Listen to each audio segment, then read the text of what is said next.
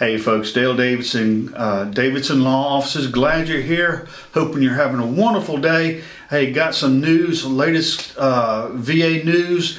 I'm titling this video the burn pit bill. Okay, so we're talking about Agent Orange, radiation and toxic water in this burn pit bill. Okay, so the Senate, the U.S. Senate just approved last week the Sergeant First Class Health Care Robinson Honoring Our Pact Act. Wow, what a mouthful.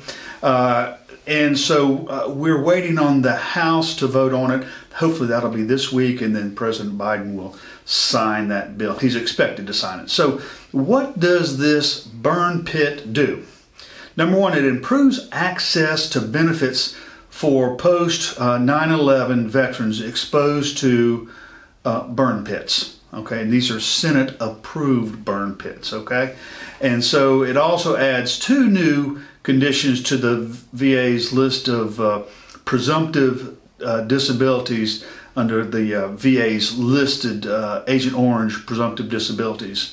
These are hypertension, and I'm going to try to pronounce this, monoclonal gammopathy of undetermined significance. They call it MGUS. Okay, don't ask me to repeat it again. I can't. Okay, but remember earlier this year, I think it was March or April, the VA added bladder cancer and hypothyroidism and Parkinson's as Agent Orange presumptive disabilities. And then this burn pit bill also extends benefits for veterans sickened by radiation or poisoned water in certain geographic areas. We're talking about Camp Lejeune. If you haven't heard about Camp Lejeune, Google that and you'll see.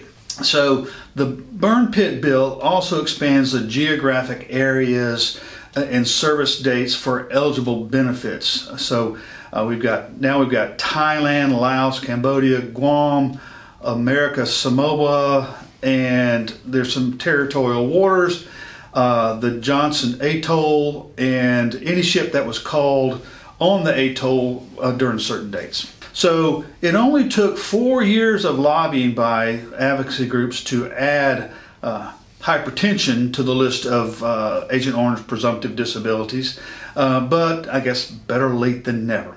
Under this new legislation, it's expected that about more than 490,000 Vietnam veterans, okay, would be eligible for disability compensation, and it's a possibility that their spouses may be eligible also. Now recall, there are 21 illnesses as presumed to be related to exposure to burn pits. Okay, that was done in Iraq, Afghanistan, and elsewhere. Now these include service members who cleaned up nuclear waste site at Atoll Innuik. I can't pronounce that.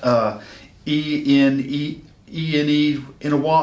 Atoll in the Marshall Islands. Okay, as well as some nuclear aviation mishaps in Spain, Greenland, and some other places. I don't know about you, but I've never heard or recall reading about any kind of nuclear aviation mishaps. It's kind of scary. So you probably heard of or even experienced the contaminated water at Camp Lejeune. Maybe you know somebody who was at Camp Lejeune and exposed to that contaminated water. Part of this burn pit bill includes, they call it the Camp Lejeune Justice Act, which allows victims of this contaminated water here or their survivors at Camp Lejeune to file lawsuits for illnesses caused by drinking that water.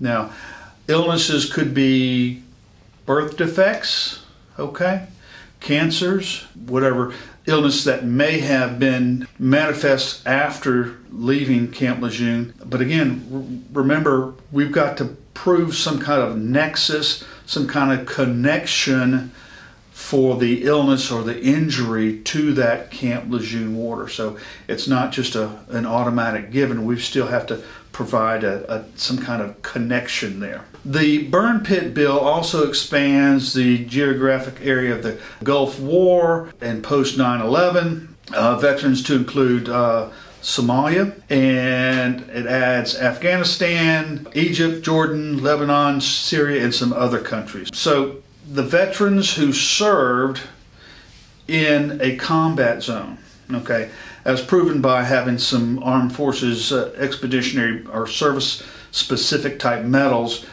you can also apply for these benefits too.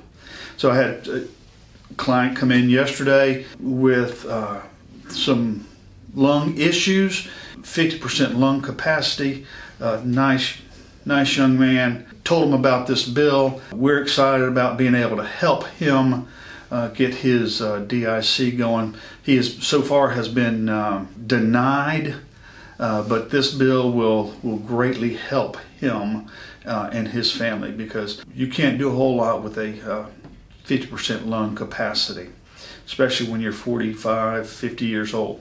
Anyway, we love our veterans. We love the spouses of our veterans. We appreciate y'all. We're glad you're here. If you like what we're saying here on the channel, if you're learning something, give us a like and subscribe.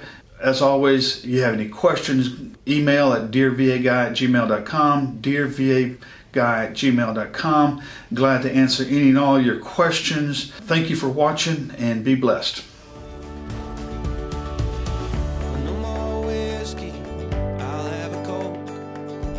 Catching bass on an old fishing boat. One more story from Grandpa Joe. Let's get happy before